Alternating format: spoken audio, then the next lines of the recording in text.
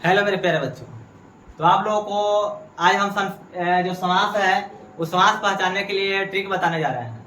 तो आप लोग बढ़िया से ध्यान से देखिएगा। यहाँ पे आप लोग देख सकते हैं। सबसे पहले आप लोगों को बता दें कि जो समास होता है समास के 6 भेद होता है।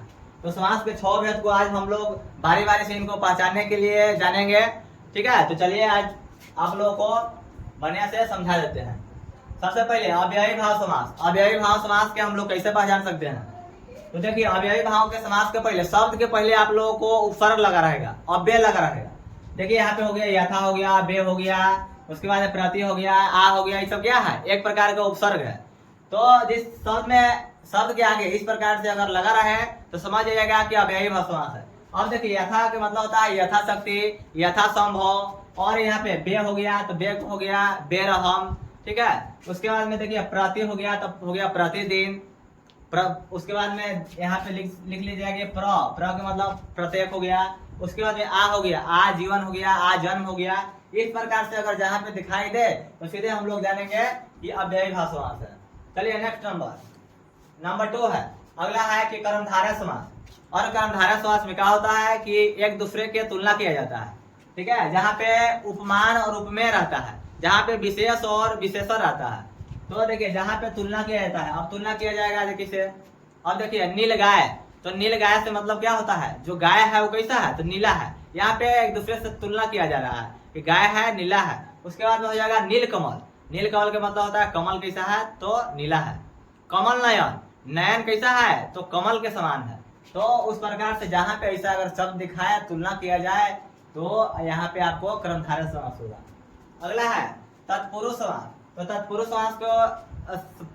समास के बारे में आप लोगों को पता होगा कि कारक के चिन्ह लगा रहता है। ठीक है, जो कारक के जो चिन्ह होता है वो आपको लगा रहता है। पहला प्रथमा विभक्ति को छोड़कर और संबोधन कारक को छोड़ करके और सारा जितना ही विभक्ति लगा रहता है तो आपको यहाँ पे कर्मधारय समास हो जाएगा। जैसे मैं आप लोगों को बता दें कि चिड़ी मार, चिड़ी का मार का मतलब होता है चिड़ियों को मारने वाला। तो देखिए को जो आया, यहाँ पे को आया तो क्या है? एक प्रकार के चिन्ह है। रसोई घर, रसोई के लिए घर। राजपुत्र, राजा का पुत्र। तो ऐसा ऐसा जहाँ पे अगर चिन्ह दिखाई दे तो उसको सीधे आप डायरेक्ट तत्पुरुष समास में लगा दीजिएगा। चलिए नेक्स्ट नंबर है द्विगु समास। द्विगु समास जो होता है उस शब्द के पहले उनका संख्यावाची होता है। संख्यावाची कहने का मतलब है कि जो भी शब्द रहेगा शब्द के पहले संख्या लगा रहेगा। अब संख्या कैसे लगा रहेगा? तो देखिए दोपहर, दोपहर मतलब दो लगा हुआ है। तो दोपहर में हो जाएगा दो पहरों का समाहार, दो पहरों का समाहार। उसके बाद में हो जाएगा चौराहा, चार राहों का समाहार। उसके बाद में रहेगा अठन्नी, 8 आनों का समाहार। शताब्दी, 7 अब्दों का समाहार। इस प्रकार से अगर जहाँ पे दिखाई दे तो सीधे उसको क्या मारेंगे? तो द्विगु समास मारेंगे। ठीक है, तो इस बात को बढ़िया से गौर कीजिएगा। यहाँ पे आप लोगों को दिया गया है द्वंद। अब द्वंद का मतलब होता है दो। ठीक है, द्वंद का मतलब दो, जहाँ पे दो पद रहे। ठीक है, जहाँ पे दो पद रहे, जैसे हो गया रात। ठीक है, बीच में हाइफन लगा रहेगा और रहेगा दिन, रात दिन। अब देखिए यहाँ पे दो शब्द है।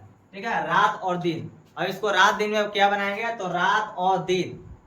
ऐसा ऐसा अगर शब्द दिखाई दे, माता पिता, भाई बहन, राधा कृष्ण, सीताराम, ऐसा ऐसा अगर शब्द दिखाई दे और बीच में डैश लगा रहे तो उसको हम लोग द्वंद्व समास में, ठीक है, द्वंद्व समास उसको मारेंगे। जहाँ पे दोनों पदों की प्रधानता होती है, जहाँ पे दोनों पद प्रधान होंगे।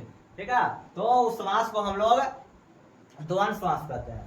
तो चलिए आगे नेक्स्ट है बहुब्रीहि समास। तो बहुब्रीहि समास में आप लोगों को पता होगा कि बहुब्रीहि समास में तीसरा पद की प्रधानता होती है। देखिए यहाँ पे जिस समास का कोई पद प्रधान न हो, कोई पद प्रधान नहीं होता है और तीसरा पद प्रधान होता है, यानी कि तीसरा अर्थ देता है। जैसे मैं आप लोगों को बता दे, जैसे में हो गया, ठीक है, यहाँ पे हो गया वीणा पानी। वीणा पानी का मतलब होता है जिसके हाथ में वीणा हो, जिसके हाथ में वीणा हो। शूल पानी, जिसके हाथ में शूल हो। ठीक है, ऐसा अगर शब्द दिखाई दे जहाँ पे तीसरा अर्थ प्रधान हो। अब एक और लीजिए गजानन। अब गजानन जो है हम लोग गजानन को क्या कहेंगे? ठीक है, तो गज के समान आनंद, जिसके गज समान मतलब कि जो गजानन है वो गज के समान उनको आनंद कहा जाता है। और अर्थात कौन? तो श्री गणेश। उसके बाद में देखा जाए लंबोदर, तो लंबा हो उदर जिसका, जिसका लंबा उदर हो, तो अर्थात कौन? तो अर्थात गणेश जी। चक्रपाणी, जिसके हाथ में चक्र हो, जिसके हाथ में चक्र हो अर्थात विष्णु भगवान, ठीक है, जहाँ पे तीसरा पद प्रधान हो तो उसको हम लोग यहाँ पे बहुव्रीहि समास कहेंगे। तो आप लोगों को इस वीडियो के माध्यम से आप लोगों को अगर कुछ समझ में आया होगा तो आप लोग इस वीडियो को सब्सक्राइब कर दीजिएगा, लाइक कर दीजिएगा और दोस्तों के साथ शेयर कर दीजिएगा, ताकि आप लोगों के लिए ऐसा ही वीडियो डेली लाते रहेंगे। धन्यवाद।